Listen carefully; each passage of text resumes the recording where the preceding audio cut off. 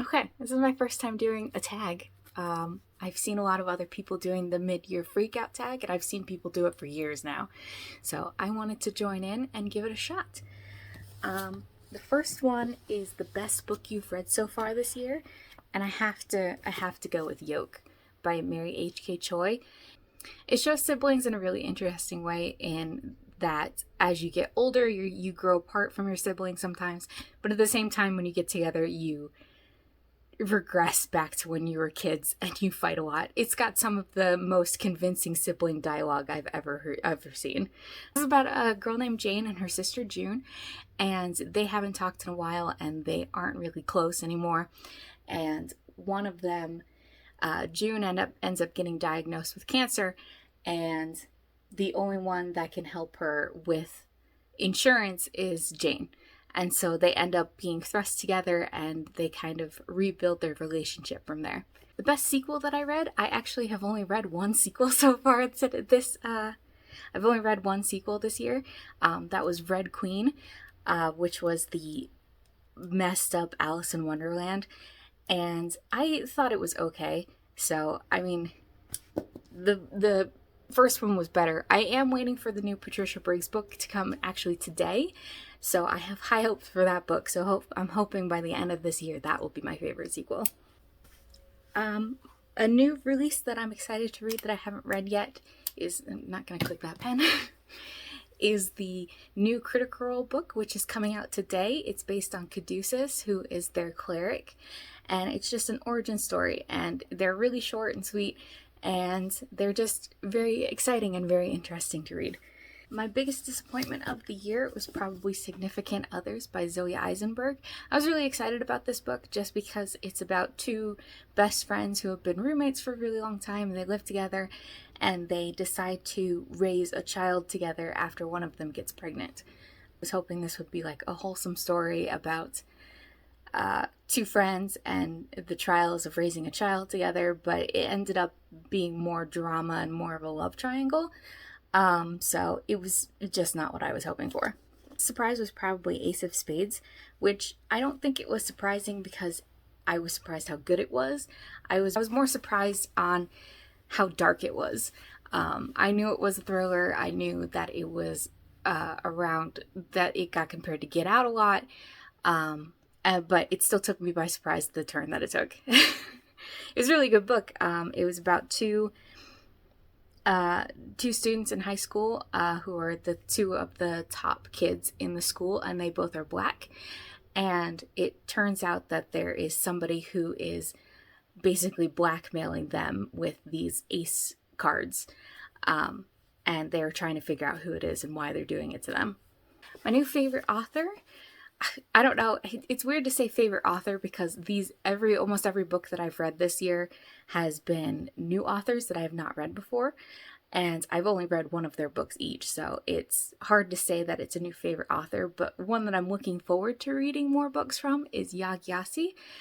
She wrote Transcendent Kingdom, and this book was just so good.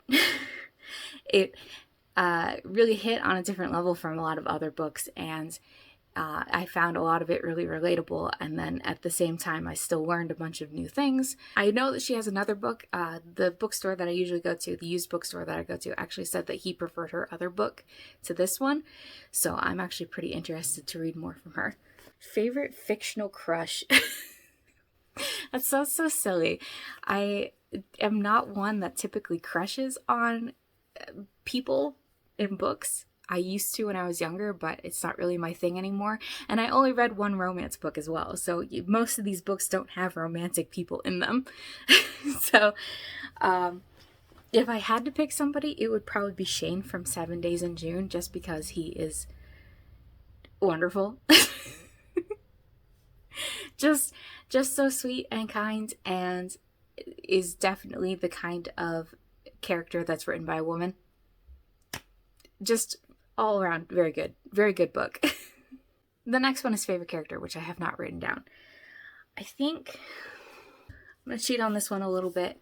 My favorite character was probably Jane and June from Yolk, so I have two favorite characters, because without the other, they just need each other in order to be these interesting, complex characters. part of the reason this book was so good was because of the relationship between the two and how they go from how they can still be close and protect one another and still hate each other's guts in like a sibling way. You know, if you have siblings, you get it. A book that made me cry. I do not cry a lot at books.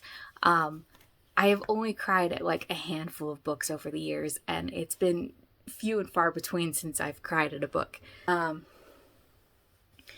I would say for this, instead of book that made me cry, I'm going to go with book that made me the most emotional, and that would be Beartown by Fredrick Bachman, because that book made me angry. It was a good book. I liked it a lot, but some of the things some of these characters did, and when they were, especially when anyone was being cowardly, it made me so mad. I would put the book down, look to my wife, and be like, these people are assholes. So, not made me cry, but made me want to tear the book in half. Yeah. Book that made me happy, I'm going to go with The Very Secret Society of Irregular Witches, because it was just so sweet and so cute. It had a little bit of romance in it, but for the most part, it was about this witch who's been living in secret, and she gets a letter about 3 young girls who are all witches who need training. And so she goes and lives with them and this kind of little group of people, and she helps teach these witches basically how to do their magic. Next one is the favorite book to movie adaptation. I'm actually going to go with a TV show because I have been obsessed with it despite how good it is. Or how good it might not be. It's just a teen drama. I love The Summer I Turned Pretty. I know that it didn't come out this year, but I rewatched it again, and I've read all the books, and I think they're fine, but the TV show just hits different.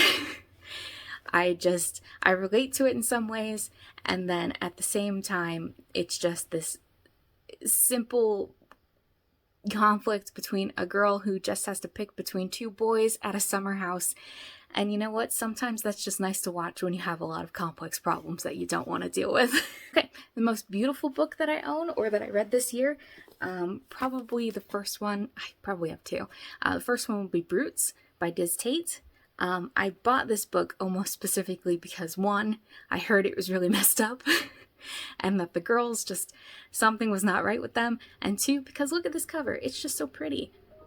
And then not to continually bring it up, but this cover is beautiful because look at this. Look at this. I've never seen this before. It's so pretty. It's just such a nice cover. I like it a lot. So those are probably my 2 favorite covers. Books that I really need to read. This shelf. All of it. All of them on the shelves. I have this problem where I buy new books and I read them instead, and then these books that have been sitting on my shelf for years are just sitting there and they never get read. I have some of these from like 5-6 years ago, maybe longer. I just like reading new books. I don't want to read the old ones that I've had. There's probably a couple on there that I really need to get off my shelf, but maybe someday. And that's all. I think those are all of the questions. Yeah, let me know if there are, oh no, a cat's coming. Let me know what your favorite books of the year were, and yeah, see ya.